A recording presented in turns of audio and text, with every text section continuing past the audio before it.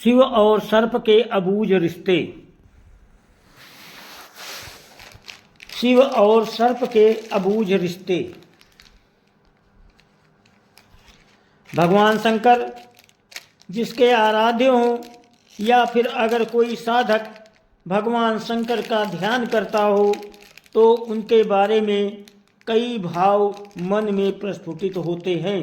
जैसे कि भगवान शंकर त्रिशूल लिए साधना पर बैठे हैं, उनका तीसरा नेत्र या भ्रुकुटी बंद है, उनकी जटाओं से गंगा प्रवाहित हो रही है, उनका शरीर समुद्र मंथन के समय विस्पान करने की वजह से नीला दिख रहा है। भगवान शंकर की जटाओं और शरीर के इर्द गिर्द कई सांप लिपटे हुए हैं।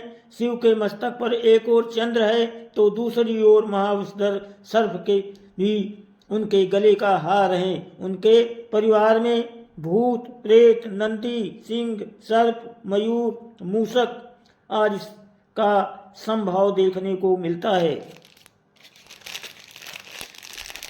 साधन क्रम में विचार सागर में कई विचारों का आगमन होता है। भगवान शंकर के बारे में कई कथा कहानियाँ पुराणों धार्मिक ग्रंथों में वर्णित हैं। उनसे जुड़ी कई कथाएं साधकों को उनसे जोड़े रखती हैं और साधकों के लिए वो प्रेरणादायी भी हैं। पौराणिक मान्यताओं में भगवान शंकर और सर्प का जुड़ाव बहुत गहरा है, तभी तो वो उनके शरीर से लिपटे रहते हैं। ये बात सिर्फ मान्यताओं तक ही सीमित नहीं है, बल्कि ये इस कलयुग में भी हकीकत में परिलक्षित होती दिखती है। यूं तो भगवान जनता जनार्दन के लिए अपनी कृपा बरसाने में अति दयालु हैं, लेकिन कहते हैं कि अगर आपको भगवान शंकर के दर्शन ना हो और अगर सर्प के दर्शन हो जाएं तो समझिए कि साक्षात भगवान शंकर के ही दर्शन हो गए हैं। हम चल रहे हैं राजस्थान के माउंट आबू में। माउंट आबू राजस्थान का इकलौता हिल स्टेशन है जो अर्धकाशी भी कहा जाता है। पौराणिक मान्यताओं और पुराणों के मुताबिक माउंट आबू अर्धकाशी इसलिए कहलाता है क्योंकि यहाँ भगवान शंकर के 108 छोटे बड़े मंदिर हैं।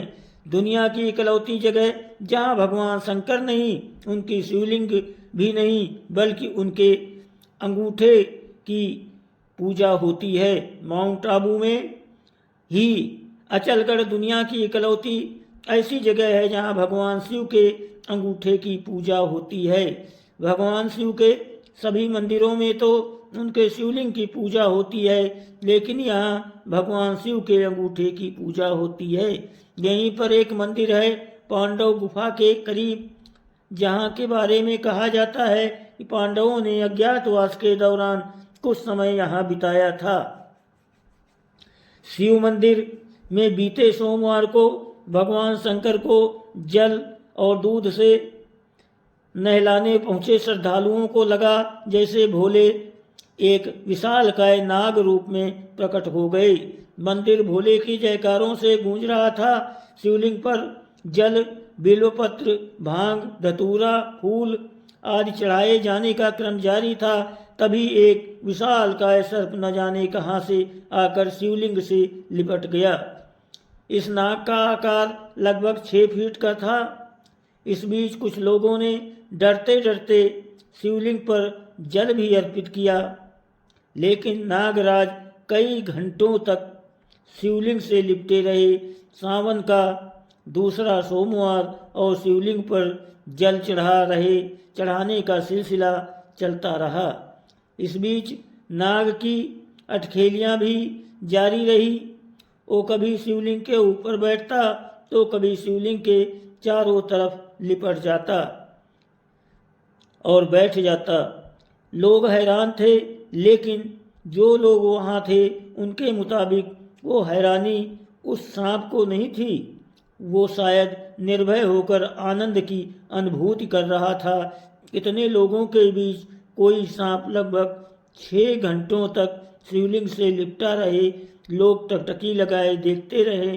कुछ लोगों के लिए भोले सर्प के रूप में शिवलिंग से आकर लिपटे थे, तो कुछ लोग उस पल को शिद्दत से महसूस करना चाह रहे थे।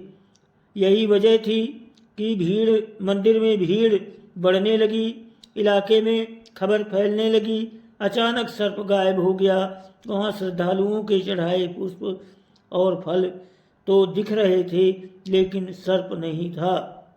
सांप इंसानों के लिए खतरनाक होता है, लेकिन ये बात भी सच है कि उसे हम इंसानों से ज़्यादा डर लगता है। आस्था विश्वास की परिभाषा अध्यात्म की सीमा रेखा में सब कुछ मानने पर ही निर्भर है। स्थानीय लोगों के मुताबिक माउंट आबू के उन मंदिरों में जो जंगल के बीचों बीच है, वहाँ इस प्रकार की घटनाएं सावन के महीने में सोमवार को या फिर शिवरात्रि के मौके पर जरूर होती हैं। पिछले वर्ष इन्हीं जंगलों के एक शिव मंदिर में पंचमुखी 5 मुंह वाला सांप दिखा था।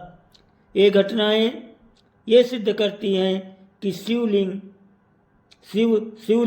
और सर्प का गहरा नाता है। ये रिश्ता इंसानी समझ से परे है। क्या माने क्या न माने, ये हमारे विवेक पर निर्भर करता है। कुछ लोगों के लिए ये भोले का रूप हो सकता है, तो कुछ के लिए कोरा अंधविश्वास। लेकिन ये बात सोचने पर जरूर विवश करती है कि हजारों की भीड़ में एक सांप 6 घंटे तक शिवलिंग से कैसे लिपटा रहा, वो भी भोले के जयकारों और मंदिर में बजती घंटियों के बीच। दोस्तों, वीडियो को लाइक और सब्सक्राइब जरूर करें, आपकी बहुत मेहरबानी होगी। आप सभी को बहुत बहुत धन्यवाद।